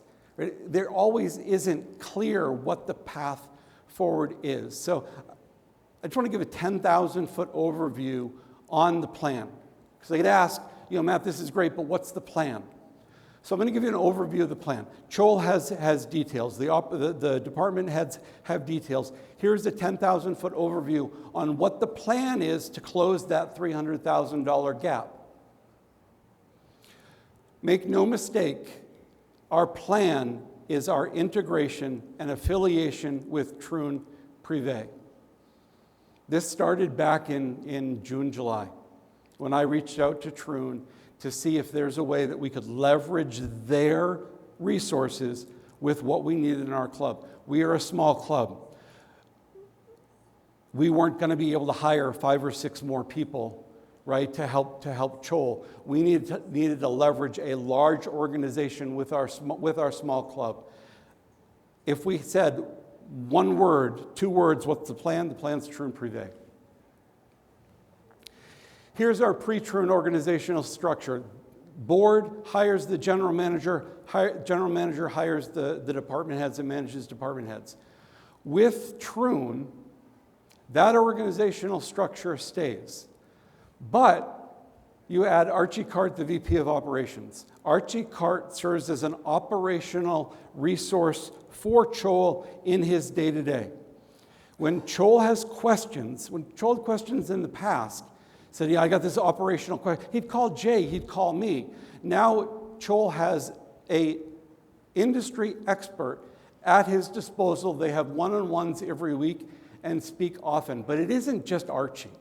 In addition, behind that resource is the human resources team, the procurement team, and the legal team. Our employees are now truant employees.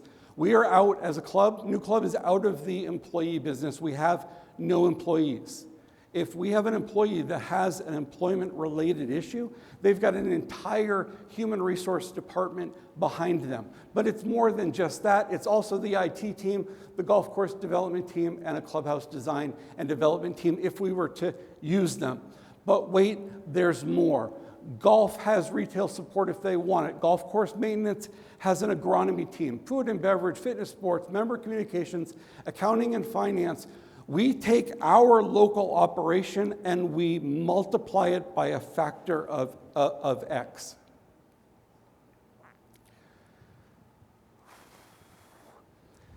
That alone isn't going to fix, right? It's not going to be a network.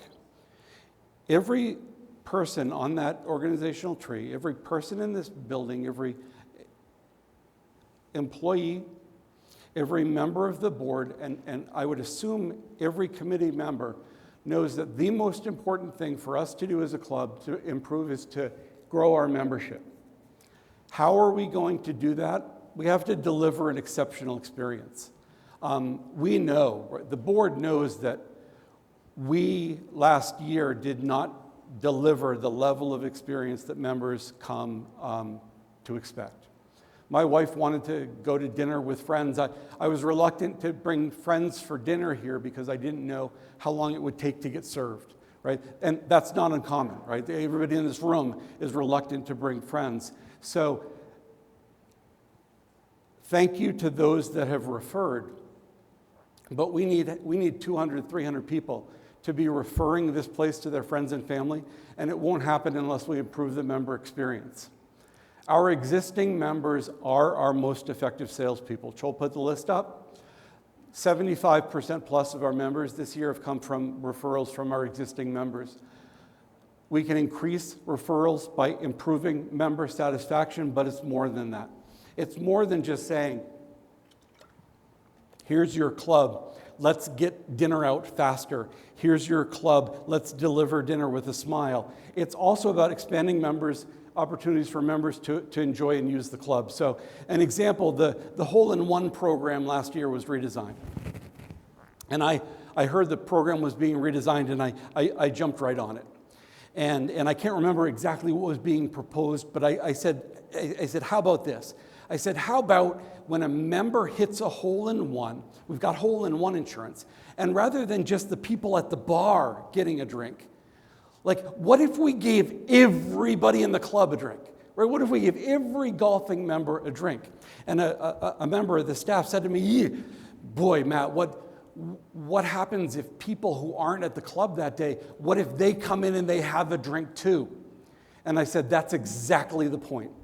That's exactly the point. That if you've got the app on your phone and you get an alert and you hear that Mike Survey hit a hole-in-one that day, leave your house, come to the club, have a drink, right? Mike might not be there anymore, but you know what's going to happen is 2 days later when you see Mike, you're going to give him a pat on the back and say, hey, Mike, congrats on your hole-in-one and thanks for the drink, right? Little silly things to improve access for members to enjoy the club. Little things, the menu, right? The menu at the Bridge restaurant. We can structure a menu. Clubs can structure menus where you have an experience for those that want to come on, put in a coat, and have dinner. But you can also have a menu that allows access to smaller dishes, price-sensitive dishes, so you can come into the club and not think, okay, I only have to go to I can only go to the club if I want to spend, $50 on an entree. Right? They're simple little things that we can do, simple little things that the club can do to improve the member engagement with the club and expand opportunities for members to enjoy the club. I know I'm going. Let me hit on the True and Privé agreement for a bit.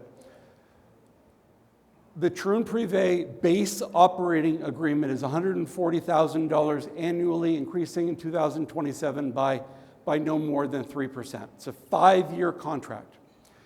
The club has the option to opt out for financial underperformance. $143,000 base agreement, increasing by no more than 3% in 2027. The club has an opt-out. That base fee is largely funded through cost savings and efficiencies. The largest of which is we had a great human resource professional on site, but with the integration of Troon, that position became unnecessary to have a HR person on site. That funds a lot of it. So I know some of the rumors out there is we're spending a massive amount to integrate with Troon. The truth is that net, the Troon base agreement is costing us next to nothing. And over time, Troon buying power will create the opportunity for cost savings. Troon is the largest customer of both EasyGo and Club Car. They are the largest customer of both of those, and John Deere and Toro. When it comes time for us to renew our operating leases, we pay the Troon rate, we pay the lowest rate available in the country, no questions asked. When those leases come due, there'll be tens of thousands of dollars in savings there. The management agreement also includes checks and balances. No member or committee has the ability to commit funds or bind Troon to any contractual agreements. Board approval is required. Right? So there's a check. Members and committees cannot bind the club. Full board approval is required. Troon and its employees cannot bind the club for leases that last longer than 6 months or large purchases. Again, board approval is required. You won't have spending outside of those checks. The annual plan is Troon's commitment to operate within financial parameters. Troon may not materially deviate from that plan without board approval. The Troon Privé partnership brings a new elevated level of both resources and accountability.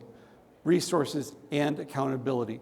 Our on-site staff is now accountable for the behaviors of the club, for the financial performance of the club, to more than just the board. They're accountable to the Troon organization. In addition, Troon has their own checks and balances. They maintain their own systems and controls to keep cost structure in line with the annual plan. That's the base plan. There's also an incentive structure. The incentive structure is up to 35% of the base fee. It must be pre-agreed to, and in order to qualify for the bonus needs to be part of the annual plan. So the bonus that they want to qualify for also has to be built into the balance, the annual plan that we have to balance on a year-to-year basis. Now, if we were building an incentive structure for a management company for this club, what would it include? Net Promoter Score, membership growth, net gain metrics, and an employee Net Promoter Score. So here's in a nutshell how their enhancement, their bonus plan works. There is a financial yes or no. Did you meet the financial metrics of the club, yes or no? If no, there is no incentive plan. They need to hit the financial metrics first. If you meet the financial metrics, then your bonus is based on member Net Promoter Score, member growth net gain, employee Net Promoter Score, and other criteria as agreed to by the board. They just completed their 90-day assessment for this year. This is not built in yet, but that'll be part of the annual process that the board goes through. In future years, the on-site leadership team will also have the opportunity to participate in a bonus incentive structure, and it will be based on the same metrics. Remember this guy? Yeah, sometimes it feels like we don't exactly know what direction the club is going. Sometimes it feels like we're stuck at a fork in the road. We now have support. Our on-site team has world-class support. We know where we're going, we know what we want to achieve, and we have the support and help to get there. This is a 10,000-foot overview. Joel has specifics on membership. Department heads have specifics. But here's an idea, here's a rough idea, a 10,000-foot overview on what the plan is to close the operational gap. We've done a lot over the course of the last 2 years to put the club in the strongest position it's ever been. Your club today is stronger than it's ever been ever. Do we have opportunities? Yes. Do we need to grow? Yes. Do we need to improve service in the clubhouse? Yes. We're working on that. Those things are happening. We solidified our cash position. We eliminated the line of credit balance. We pay invoices now when they're received. We repaired the club's reputation with vendors. We've removed the club's reliance on prepaid dues. We've established proper 501c7 record keeping. We've implemented cash in, cash out financial reporting. We established a dedicated revenue stream tied to loan payments. We reserve our initiation fees for capital needs. We have established, I'm so proud of this, we have established a club capital reserve fund. We renegotiated leases, freeing up idle capital. We completed the 2023 capital enhancement project within our allocated resources, saved $35,000 to $40,000 last year in interest costs. We implemented a formal budgeting and approval process through the board for capital expenditures. We reduced the CPA review process from several months to several weeks. And yes, I think that's awesome, and you might not think that's as awesome, but that goes to show the operational improvements that we have in place now. We reported transparent results to members regularly every single month. I distribute them to you. We also, and this is the only place I touch on this, we reduced member accounts with past due billing, like past due billing. We reduced that by 90%.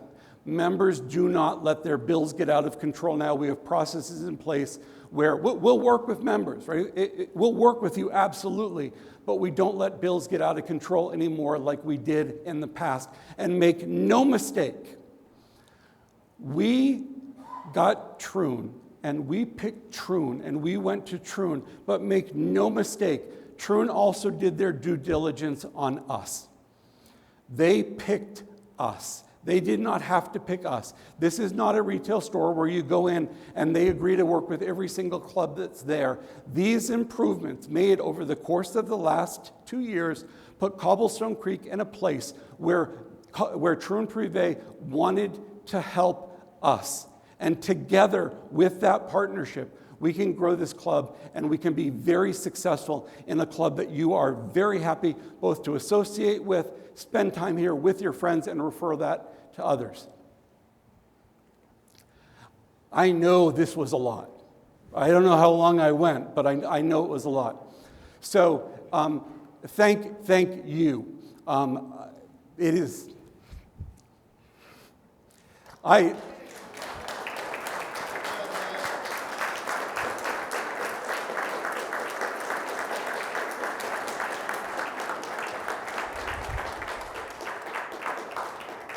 This is such a special place, and I've loved my opportunity to help really, really have an impact and make us better and put us in a position where we can be great in the future, where we can grow and just make this place as special as it has the potential to be. So thank you all, and thank you all for your time.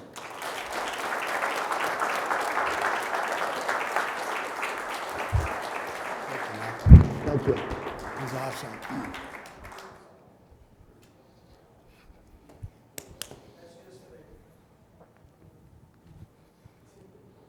That's just another example of a person that's passionate. There's 250 members here that have that same passion.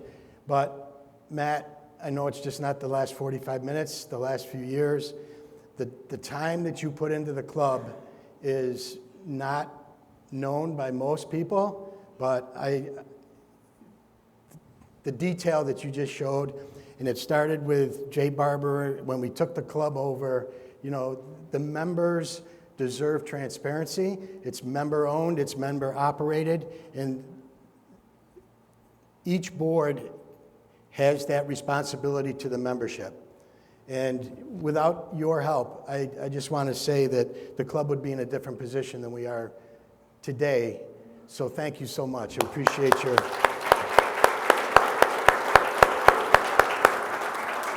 Now I'm going to introduce Bob Cheslika for the results of the board election, and here you go.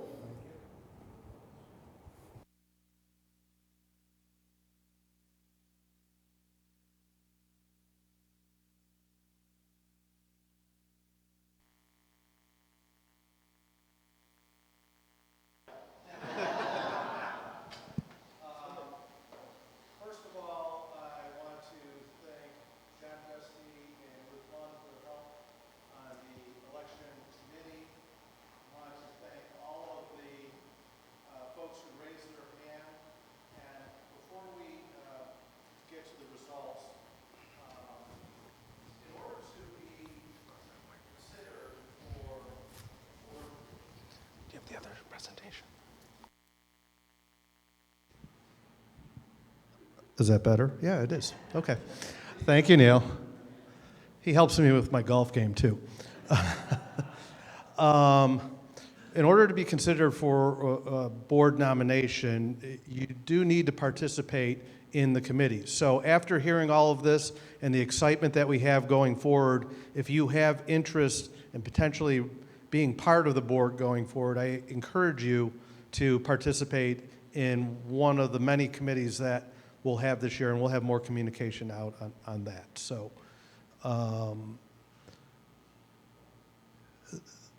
here is the candidates. Brandon Beigel, Matt Hill, Andrea Moran, Tim Pankow, Bill Valley, and Jay Vanderstein.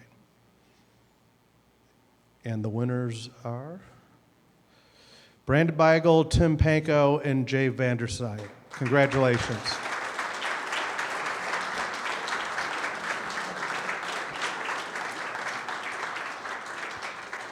The new board will be meeting within the next 10 days in accordance with the bylaws to identify who are going to be committee chairs. And I also want to take this moment to thank Matt for his service on the Board of Governors. The guy works his ass off. And while we don't always agree on things, we agree on a lot of things, but he's been a pleasure to work with, and I appreciate the fact that he's agreed to continue to work with the Finance Committee going forward. He's a true asset, so thank you, Matt.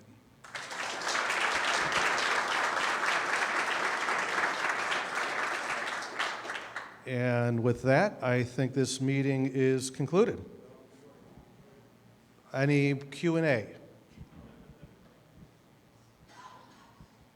Question in the back.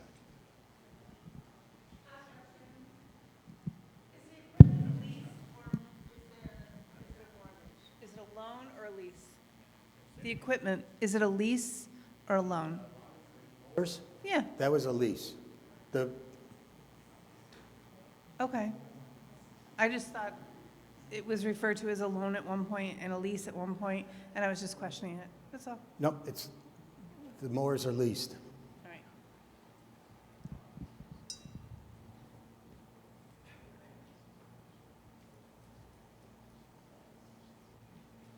Thank you. Can you tell me, or it might be a question for Matt, at the 25-year amortization of payment of the loan, at the end of 10 years, what will the balance be that we will owe? I'd have to look at an amortization schedule, but it's a simple amortization schedule. The truth is that with the irrigation system that we have that we're going to have to address within 10 years, is that it's very likely that we look at refinancing that loan before that 10-year time comes due. Thank you.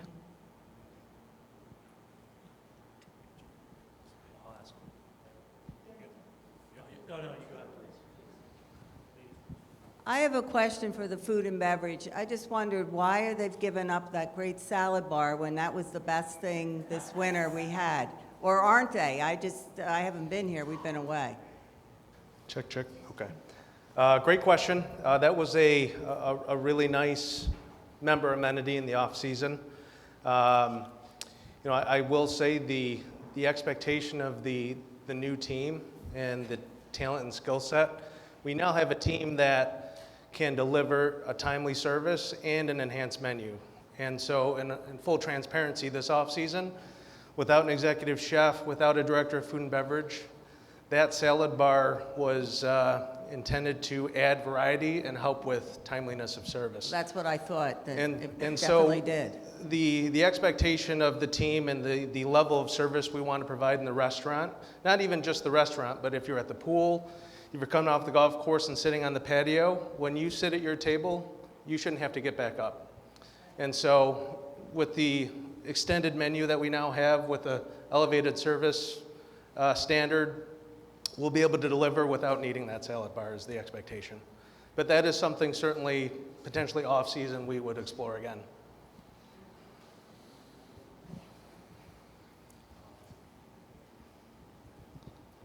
All right.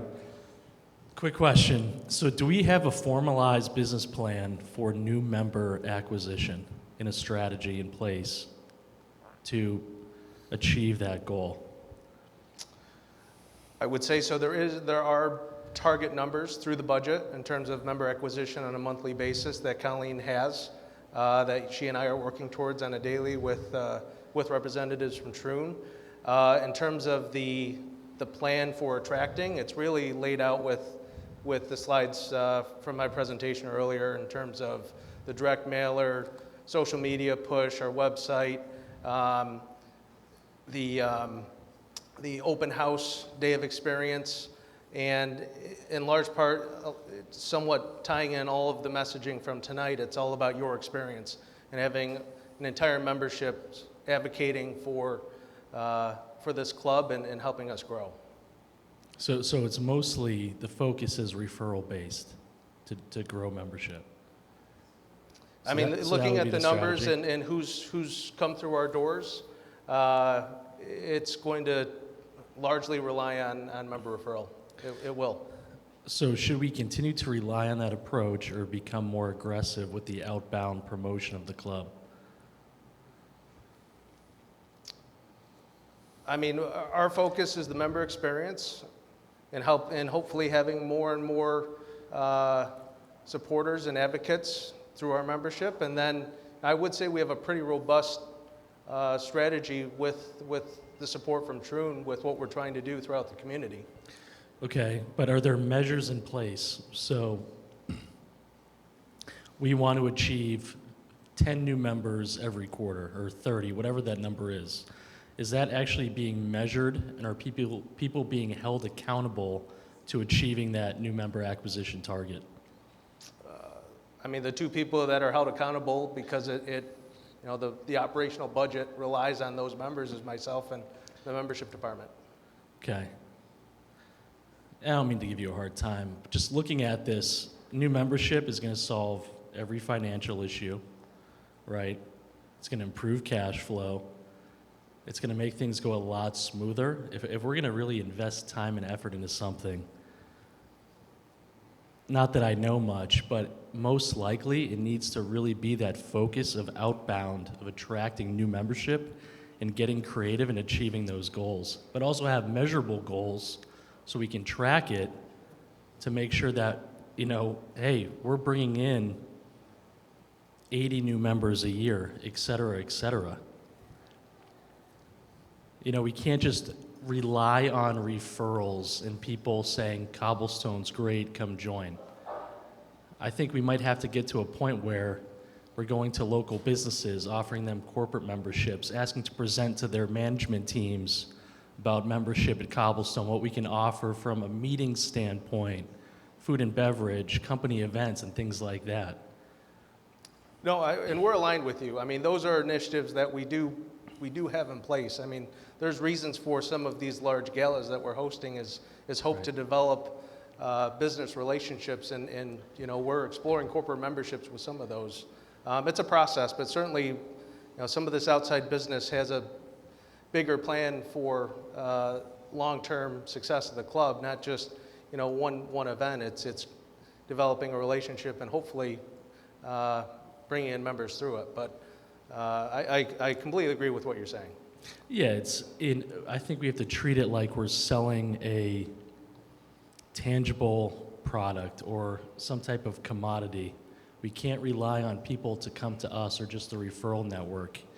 We need to really work on marketing, promotion, finding those who might not even have connections to this club and introducing them to the club and seeing what they think, if this would be a place for them. Well, we'll continue to try and expand our brand throughout the community. There's no question there. All right, sounds good. Thanks, Troy. Ryan, it's probably been less than 60 days that we've had all hands on deck. So talk about holding people responsible. That is what the board's responsibility is to making sure that we hit the numbers that we need to hit. But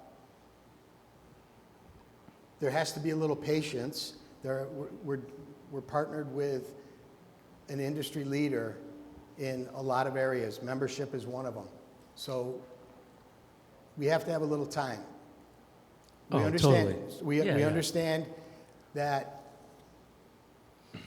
marketing to people in January and February is a little different than marketing to them when the sun's out, it's 80 degrees, and they can come out and play Totally. golf. So we can't hold our membership numbers to reality yet, but we are definitely focused on making sure every month that our numbers are hit. And if they're not hit, we're making the necessary changes to make sure we're maintaining that forward position. Oh, without a doubt. I mean, so it's funny. So I turned 36 today. No happy birthdays. Don't do it. I'm having dinner with my wife. I'm like, how long have we been members here for? She's like, you were like 27 when you joined this place. I'm like, it's been that long? I'm like, holy cow. I'm like, how many more 27, 28-year-olds that have young families can we find to join this place?